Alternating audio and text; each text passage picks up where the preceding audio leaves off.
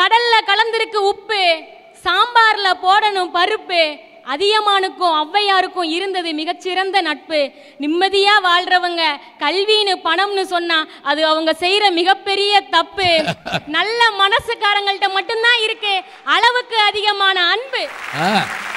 ஏன்னா சுத்தி வளைச்சு பேச வரும்போது சுருக்கமா சொல்றேன். அப்பதான் சொல்லுங்க சுருக்குங்க. இந்த பணக்காரங்க வந்து மிளகாப்பழம் மாதிரி பார்க்க நல்லா பளபளன்னு இருப்பாங்க, மனசு ஃபுல்லா காரம். இந்த படிக்கிறவங்க இருக்காங்க பாத்தீங்களா, பாகக்காய் மாதிரி பார்க்க கசப்பா இருப்பாங்க, ஆனா பழகி பார்த்தா ஆரோக்கியம்.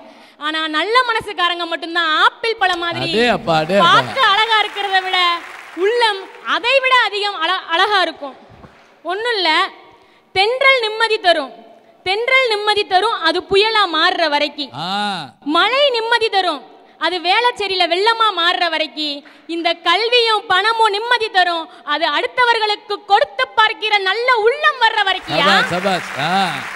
ஒன்னும் இல்ல, போன வருஷம் மெட்ராஸ்ல வெள்ளம் வந்துச்சு, படிச்சவன் சர்டிபிகேட் பூரா சாக்கடையில போயிருச்சு, பணம் வச்சிருந்தவன் பணம் பூரா நஞ்சு போயிருச்சு, 3 வேளை சாப்பாடை மூக்க முட்டை சாப்பிட்டு குப்பையில போட்டுட்டு இருந்தவன் பூரா அன்னைக்கு ஹெலிகாப்டர்ல சாப்பாடுக்காக காத்துக்கிட்டு இருந்தானா இல்லையா? அது மட்டும் இல்ல, சில பேருக்கு போத்தொட்டிலே இறங்கிட்டாயே இந்த நாள் போடுறது கிடக்குது அப்படின்னு.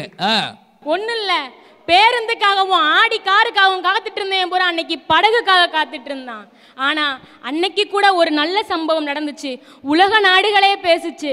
சென்னையில மட்டும்தான், தமிழ்நாடு உள்ளங்களுக்கு மட்டும்தான் பாதிக்கப்பட்டவர்களை விட உதவி செய்த உள்ளங்கள் அதிகம்னு சொன்னா நல்ல மனசுக்கு மட்டும்தான் நிம்மதி என்னைக்கு இருந்திருக்கு. ஒன்னும் இல்ல, ஹைதராபாத்ல ஒரு பள்ளிக்கூடத்துல ஒரு ஓட்டப்பந்தய போட்டி வைக்கிறாங்க, 15 மாணவர்கள் கலந்துக்கிறாங்க. அதுல ஜெயிக்கிறவங்களுக்கான பரிசு விவரம் 50,000 அறிவிச்சாச்சு சார். அறிவிச்ச உடனே பிடி வாத்தியார் விசில் ஊர்றாரு, 15 பேரும் ஓடுறாங்க, ஒரு மாணவன் மட்டும் தடுமாறி விழுந்துடுறான். பார்த்தா அவன் மாற்றுத்திறனாளி. ஓடிட்டு இருந்த 14 பேர் நினைச்சிருந்தா ஓடி இருக்கலாம், திரும்ப ஓடி வந்தாங்க சார். திரும்ப ஓடி வந்தவங்க இந்த விழுந்த மாணவனை தூக்குனாங்க.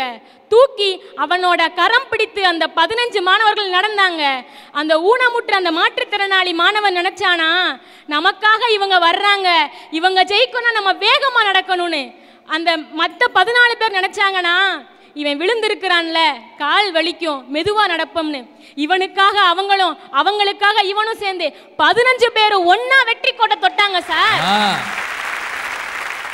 பணத்தால ஒருவரை வெற்றியாளர் ஆக்க முடியும், நல்ல மனசு இருந்தா அனைவரையும் வெற்றியாளர் ஆக்க முடியும். ஒரு குடும்பத்துல யாரு ஜெயிக்கிறாங்கிறது நல்ல மனசு கிடையாது, யாருமே தோக்கலங்கிறது தான் நல்ல மனசுன்னு சொன்னா. ஐயா, பணம் இருக்கிறவங்க பூரா தான் கிட்ட இருக்கிறத கொடுப்பாங்க, அது பேரு தானம். கல்வி இருக்கிறவங்க பூரா தனக்குள்ள இருக்கிறத கொடுப்பாங்க, அது பேரு ஞானம். நல்ல மனசுக்காரங்க மட்டும்தான் ஒரு செயலுக்காக எவ்வித எதிர்பார்ப்பும் இல்லாம தன்னையே கொடுப்பாங்க சார், அது பேர் தான் சார் தியாகம். ஒண்ணு இல்ல, ரூபா நோட்ல காந்தி சிரிக்காருன்னு சொன்னாரு, அதுக்கான காரணம் யாருக்காவது தெரியுமா? சொல்லுங்கம்மா. நான் தான் கதின்னு கடந்து நினைச்சுக்கோ, மவனே ஓம்பளப்ப இப்படிதான்டா சிரிப்பா சிரிக்குன்றதுக்காக சார் காந்தி சிரிச்சாரு.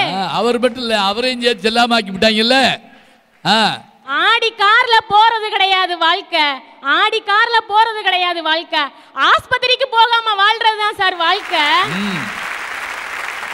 2000 ரூபாய் நோட்டு கையில இருந்துச்சுன்னு வச்சுக்கோங்களேன், இந்த ரூபாய்க்கு என்னென்ன வாங்கலான்னு தோணும், ஆனா அது கிழிஞ்சாதான் தெரியும் இதையெல்லாம் எவன் வாங்குவான்னு. ஒண்ணும் கிடையாது. இன்னைக்கு இருக்கிற சூழல் எப்படி மாறிட்டு இருக்குன்னு தெரிஞ்சுட்டு பேசணும் சார். உங்ககிட்ட ஒரு கேள்வி, நீங்க நல்லா படிச்சவங்கன்னு கேட்டா பதில் சொல்லுவீங்களா, எவ்வளவு கல்வி படிச்சிருக்கீங்க கேட்டா பதில் சொல்லுவீங்களா, நல்ல மனசுக்காரங்க கேட்டா பதில் சொல்லுவீங்களா? இதுல எதுல சொல்ல மாட்டேன். என்ன செய்வீங்க ஐயா? உங்களுக்கா சொல்றதா இருந்தா நல்ல மனசுக்காரன் சொன்னா தான் நான் பதில் சொல்லுவேன். நல்ல மனசுக்காரங்க ஒண்ணும் இல்ல, ஒரு மனிதன் பிறக்கும் போது கிடைப்பது தாளாட்டு, அவன் இறக்கும் போது கிடைப்பது நீராட்டு, இருக்கும் வரையிலாவது பிறரை பாராட்டுன்னு சொல்லியிருக்கிறாங்க சார். பிறரை பாராட்டுற நல்ல மனங்கள் இருக்க போய் தான் இத்தனை பேரும் இன்னைக்கு நிம்மதியா இந்த விழாவை கண்டு கழிக்கிறாங்கன்னா நல்ல மனசுக்காரங்க மட்டும்தான் நிம்மதியா இருந்தாங்க, நிம்மதியா இருக்காங்க, இனியும் நிம்மதியா இருப்பாங்கன்னு சொல்லி வாய்ப்பளித்தமைக்கு நன்றி கூறி விடைபெறுகிறேன். நன்றி, வணக்கம், ஜெய்ஹிந்த்.